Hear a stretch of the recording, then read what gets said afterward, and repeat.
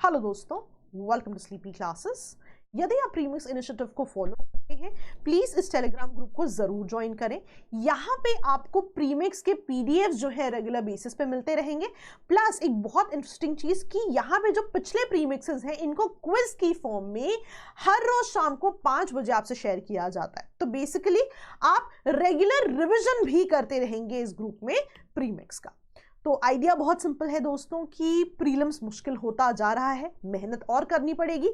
ये ग्रुप एक जो है आपका सोर्स ऑफ रिवीजन हो सकता है प्रीमिक्स को रिवाइज करने के लिए।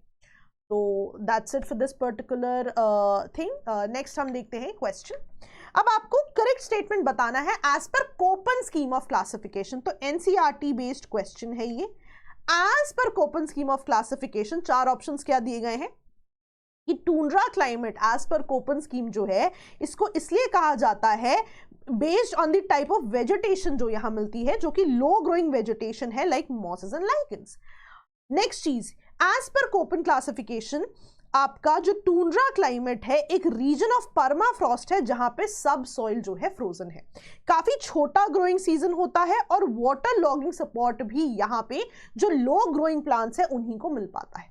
और लास्ट ऑप्शन, ड्यूरिंग समर ये जो टूंड्रा रीजन्स है इनमें काफी ज्यादा ड्यूरेशन ऑफ डे लाइट रहती है। तो यहाँ पे करेक्ट ऑप्शंस क्या बनेंगे? Only 1 statement is correct, only 2, only 3 statements are correct या ऑल 4। एक स्टेटमेंट सही है, कोई 2 सही है, कोई 3 सही है या कोई 4 सही। तो एब्सोल्युटली ये लाइनें एनसीईआरटी से ली गई हैं और यहां पे करेक्ट ऑप्शन बनेगा ऑल 4 आर करेक्ट। इन चारों ही बातों का आप ध्यान रखेंगे। मैं आपको एनसीईआरटी का स्क्रीनशॉट दिखाऊंगी कि एब्सोल्युटली ये वही लिखा हुआ है। अब देखिए, कोपन क्लासिफिकेशन में टूंड्रा रीजन्स की बात हो रही है। तो टूंड्रा रीजन्स अगर हम कोपन क्लासिफिकेशन की बात करें तो ये बियॉन्ड 70 डिग्री लैटिट्यूड की बात होती है, beyond 70 degree north and beyond 70 degree south. तो यहां पे जब आप देखेंगे, आप देखिए मोजेस और लाइकन जैसे प्लांट्स मिल रहे हैं। तो टूंड्रा इसका नाम क्यों रखा गया, टूंड्रा क्लाइमेट क्यों रखा गया? टूंड्रा बेसिकली रेफर करता है एक फिनिश शब्द को जिसका मतलब होता है ट्रीलेस। तो बेसिकली ये ट्रीलेस होने की वजह से इसका नाम ऐसा दिया गया है। तो बिल्कुल पहला ऑप्शन आपका करेक्ट है कि tundra climate based on the vegetation दिया गया है, क्योंकि tundra itself means treeless.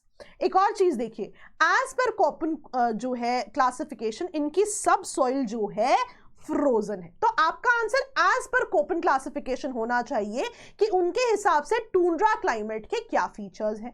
Similarly आप देखिए, जब ये कहते हैं कि समर्स में जो है बहुत ज्यादा डे लाइट होती है, तो आप सॉल्स्टिस के बारे में सोच सकते हैं कि आप ये देखिए, जब भी सन जो है डायरेक्टली इंसिडेंट होगा नॉर्दर्न हेमिस्फीयर की तरफ, है ना, तो बहुत ही ज्यादा देर वहां पे सनलाइट रहेगी।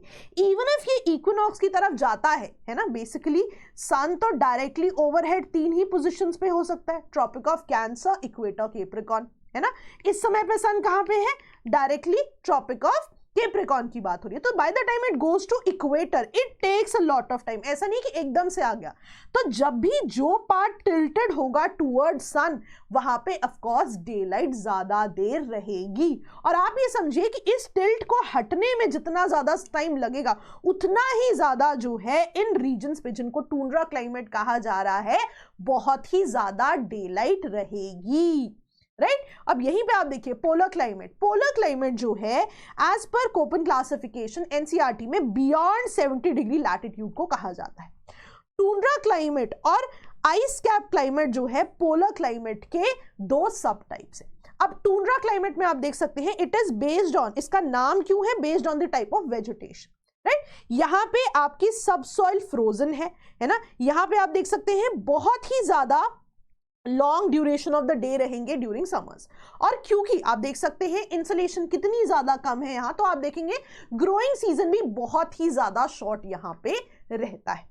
अब इसी का जो एक्सट्रीम फॉर्म है, राइट, कि जो इंटीरियर रीजन्स है लाइक ग्रीनलैंड, अंटार्कटिका, है ना, यहां पे टेम्परेचर जहां एब्सोल्युटली समर्स में भी बिलो फ्रीजिंग पॉइंट रहेगा, जहां पे हमेशा ही आइस कैप्स की अवेलेबिलिटी रहेगी, फॉर एग्जांपल ग्रीनलैंड में, अंटार्कटिका में, वो zones as per Koppen classification ice cap climate का जो है पार्ट माने जाते हैं।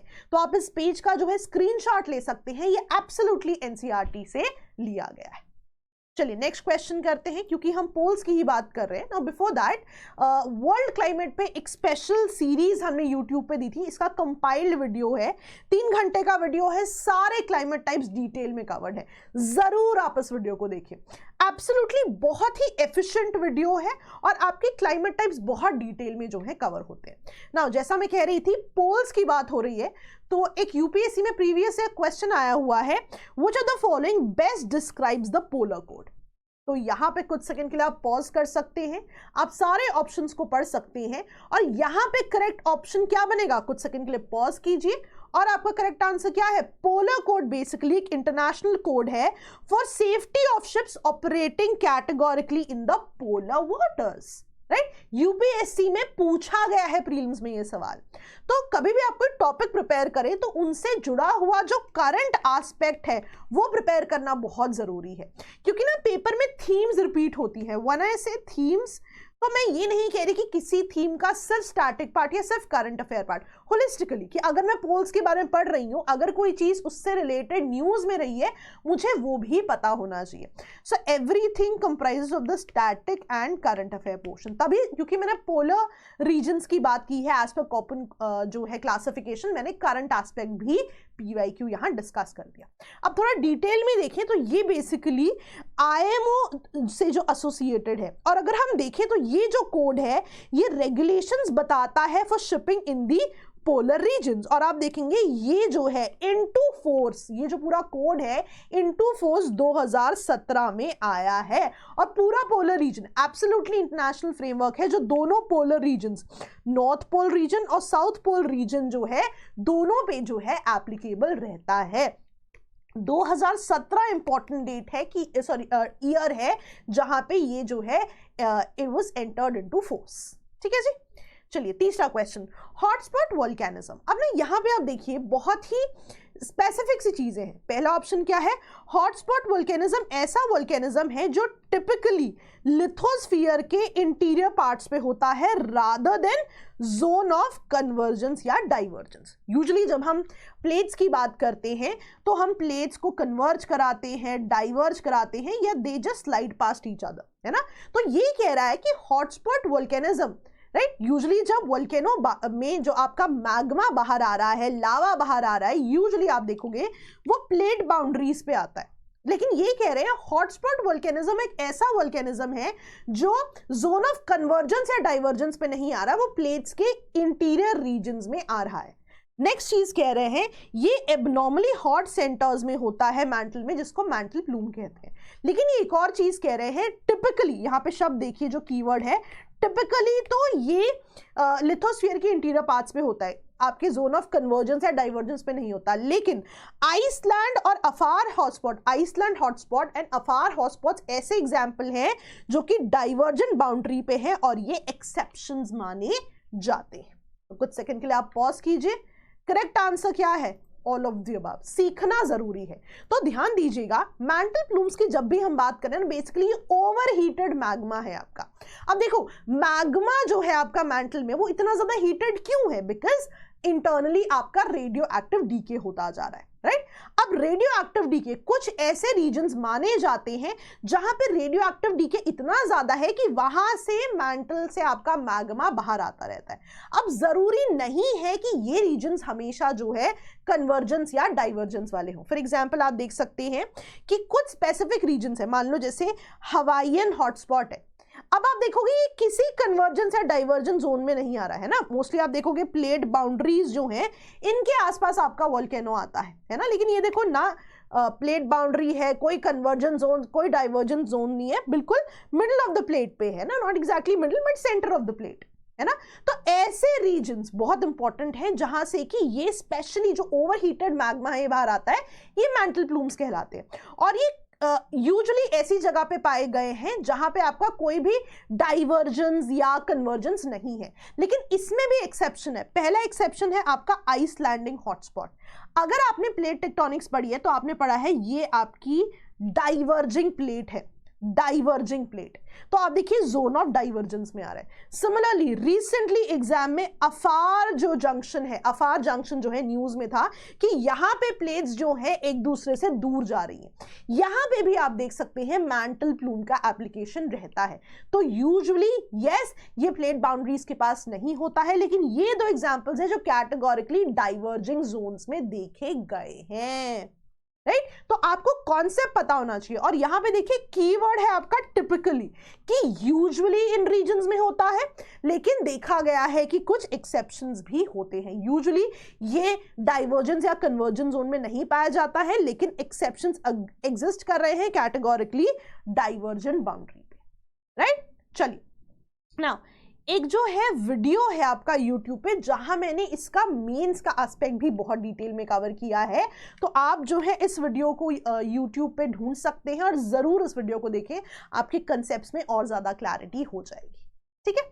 चलिए नेक्स्ट, मेंस आंसर राइटिंग जो है इनिशिएटिव लॉन्च हो चुका है।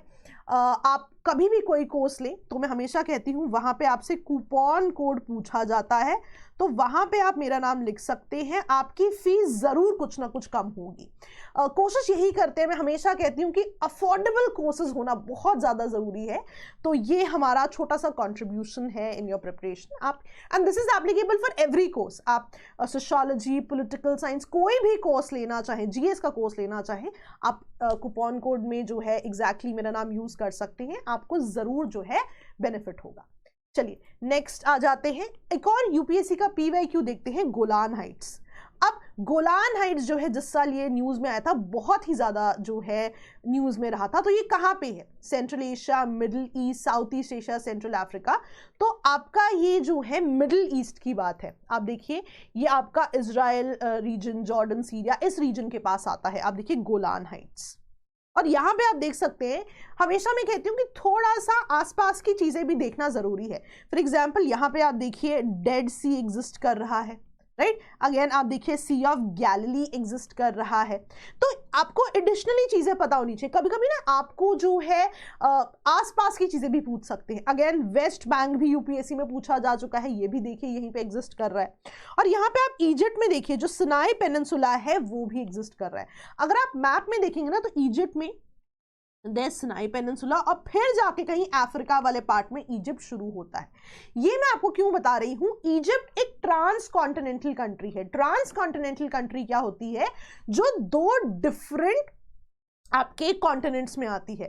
जैसे इजिप्ट का कुछ पार्ट, जो मेजर पार्ट है रादर, वो अफ्रीकन कॉन्टिनेंट में आता है, बट वही ये जो सिनाई पेनिनसुला है ये एशिया का पार्ट माना जाता है। तो मैप खोलिए और ध्यान से देखिए, ये पार्ट आपका सिनाई पेनिनसुला कहा जाता है। यूपीएससी में सवाल आ चुका है, तो वेरी वेरी इंपॉर्टेंट, ठीक है? चलिए नेक्स्ट देखते हैं। हाँ, now with reference to earth's atmosphere, इस ही साल का यूपीएससी का सवाल है, और आप देखेंगे ये भी पूरा एनसीईआरटी में दिया हुआ है। मैं आपको स्क्रीनशॉट भी दिखाऊंगी। With reference to earth's atmosphere आपको बताना है कौन से ऑप्शंस करेक्ट है। तो कुछ सेकंड के लिए आप पॉज कर सकते हैं, और यहाँ पे जो है बहुत ही डायरेक्ट आंसर बनता है, और मैं आपको बताऊंगी भी कौन सा है। देखिए जब भी आप अर्थ एटमॉस्फेयर की बात कर रहे हैं ना, या पहले आंसर कर लीजिए, तो यहाँ पे आपका करेक्ट आंसर क्या बनेगा? यहाँ पे आपका करेक्ट आंसर बनेगा सी, राइट? मैं आपको थोड़ा सा समझाती हूँ होता क्या है। वैसे मैंने पहले भी कई बार चीज बताई है।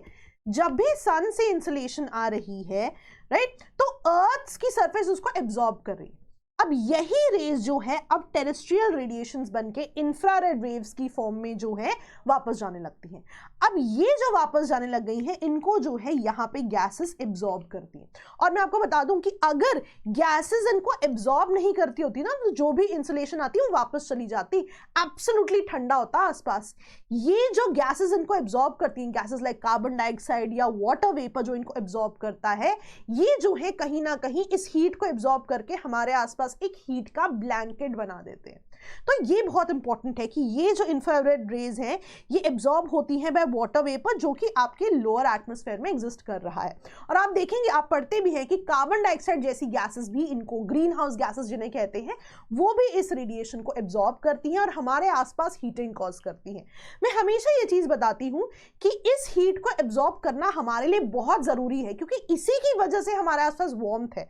अगर ये नहीं होता तो जो भी इंसुलेशन आई है वो एब्सोल्युटली वापस चली जाती। लेकिन दिक्कत कहाँ आती है, जब ये इंसुलेशन बहुत ही ज्यादा green house gases like carbon dioxide absorb कर लेती हैं। उससे क्या होगा, अगर बहुत ज्यादा कार्बन डाइऑक्साइड एग्जिस्ट कर रही है, बहुत ज्यादा जो है हीट एब्जॉर्ब होगी, तो बहुत ही ज्यादा वार्मिंग कॉज होगी, जिसे आप ग्लोबल वार्मिंग कहते हो। तो हीट एब्जॉर्ब करना छोटे लेवल पे जैसा हमेशा होता है is not problematic, this is necessary for earth, but क्योंकि ग्रीन हाउस गैसेस इतनी बढ़ गई हैं, इस वजह से और हीट एब्जॉर्ब होती है और ग्लोबल वार्मिंग कॉज होती है। और मैं आपको दिखाती भी हूं, एनसीईआरटी कैटेगोरिकली कहती है कि ये जो वाटर वेपर, ओजोन और जो अदर गैसेस हैं, ये एब्जॉर्ब करती हैं आपकी इंफ्रारेड रेडिएशन को। तो वही तो क्वेश्चन कह रहा था, इंफ्रारेड वेव्स जो है आपकी वाटर वेपर एब्जॉर्ब करता है। तो बहुत सारी स्पेसिफिक चीजें हैं जो हमसे पढ़ते हुए कहीं ना कहीं मिस हो जाती हैं, इसीलिए जो है ये चीजें हमने डिस्कस की हैं। तो that's all for the day. I hope हम जो है आपकी पढ़ाई में कुछ ना कुछ कंट्रीब्यूट कर पाते हैं। तो ऐसी ही चीज़ों के साथ मिलते रहेंगे। All the best, bye bye.